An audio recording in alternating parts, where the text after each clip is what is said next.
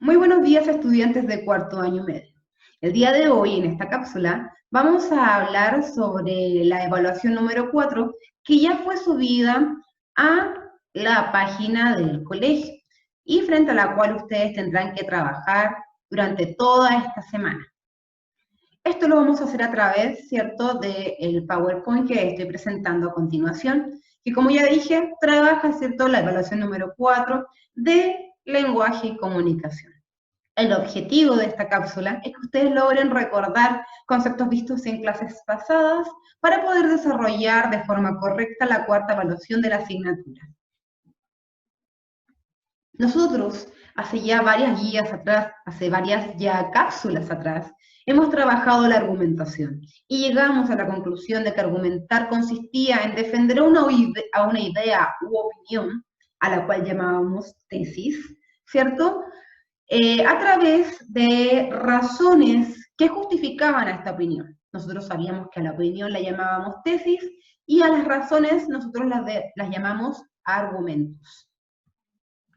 Vimos también que la argumentación puede ser clasificada en dos, a la argumentación secuencial y la argumentación dialéctica. Independiente de a cuál nos estemos enfrentando, nosotros ya sabemos que en las dos vamos a encontrar tesis y argumentos, opiniones y razones que defiendan a esa opinión. La argumentación secuencial es la más simple de realizar.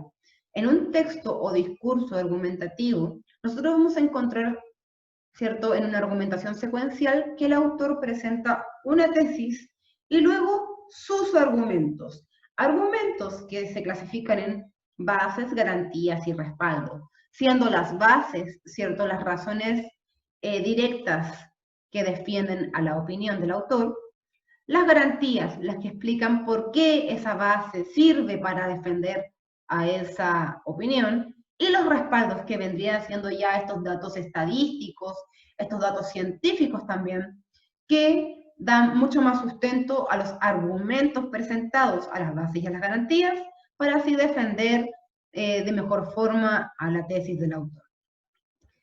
Y la argumentación dialéctica es un poco más compleja porque acá, ojo, el autor no solamente expone su tesis y sus argumentos divididos en bases, garantías y respaldos, sino que también a lo largo del discurso, él habla sobre contratesis y contraargumentos, es decir, opiniones y argumentos que van en contra de lo que él está intentando defender. Pero él lo hace para luego, a través de la refutación, él invalidar a todos estos contraargumentos y de esta forma la contratesis, y de esa forma también, ¿cierto?, dar mucho más peso y defender de forma completa a su propia opinión. Independiente del tipo de argumentación al cual nosotros nos estemos enfrentando, la cual nosotros estemos viendo, leyendo o escuchando, sabemos que en ella vamos a ver ciertos tipos de argumentos. Argumentos que persuaden y argumentos que convencen. Sabemos que los argumentos que convencen lo hacen a través de información lógico-racional, mientras que los argumentos que persuaden lo hacen a través de la información emotiva afectiva. Y dependiendo del tipo de argumento que sea, es decir, argumento lógico-racional o argumento emotivo-afectivo, vamos a ver una subclasificación. Sabemos que argumentos lógico-racionales tenemos a la generalización, argumento por causa, por signo, por autoridad, por analogía. Y a los argumentos emotivo-afectivos, ¿cierto?, lo podemos clasificar en por lo concreto, afectivo, confianza del emisor, recurso de la fama, eslogan o uso de prejuicios. Todos estos argumentos los vimos en la guía número 10. Y en la guía número 11, que es la pasada, ¿cierto?, vimos a las falacias. Falacias que, independiente de que existan estos argumentos, ¿cierto?, puede que estos argumentos puedan caer en una falacia. ¿Y qué es una falacia? Es un error dentro de la argumentación. Es una información errada o información que está presentada de forma errada. Que, ojo, a pesar de que sea un error, que sea una falacia, puede llegar a lograr convencernos o persuadirnos.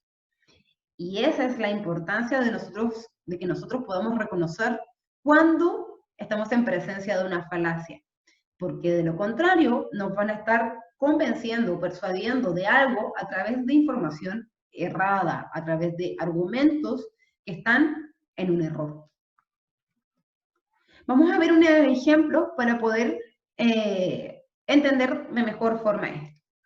Esta actividad la tuvieron que hacer en guías pasadas.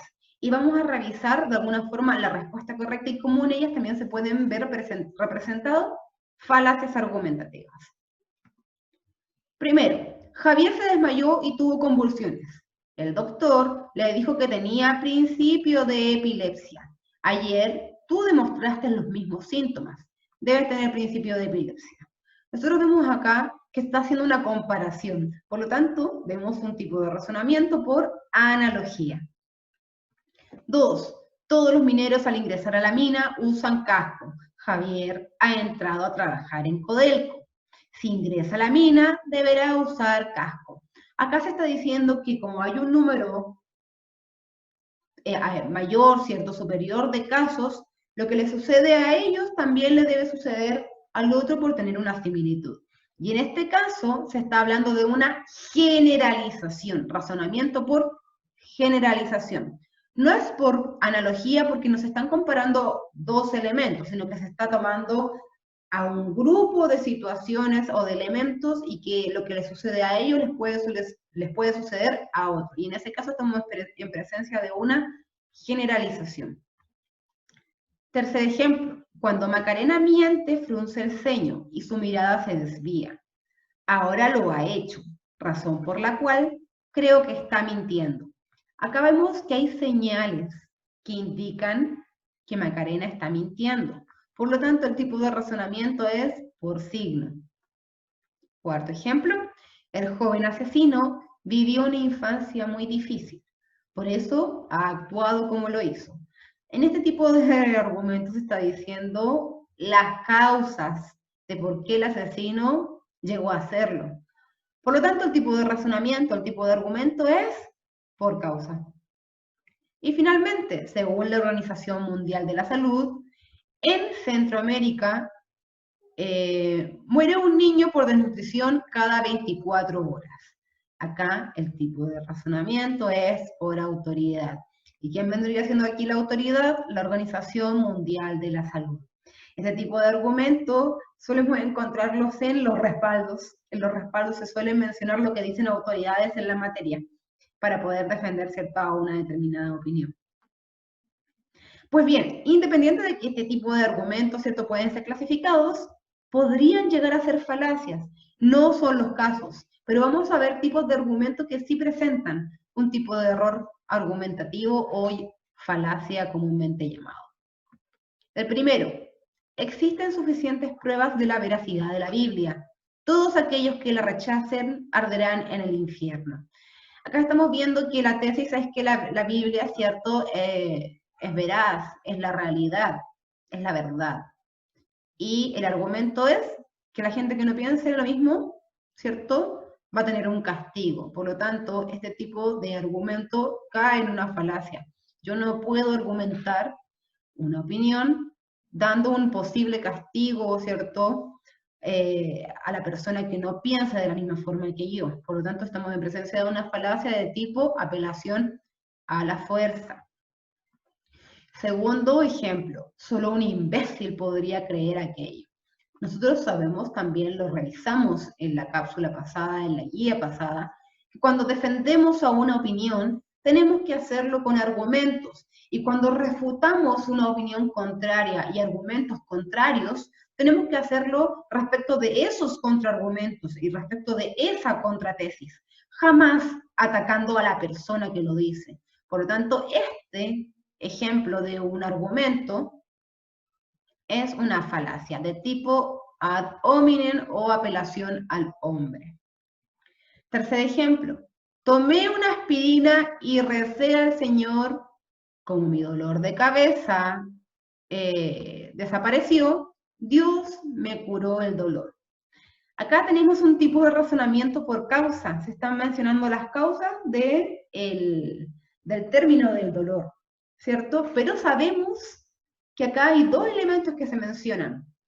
La creencia de Dios y una aspirina que es un analgésico para quitar el dolor de cabeza. Por tanto, decir que Dios quitó el dolor, en este caso, vendría siendo una falacia, porque la causa no es la real para la consecuencia. Por tanto, estaríamos en presencia de una falacia por causa falsa. Cuarto ejemplo, opinas así porque te conviene económicamente.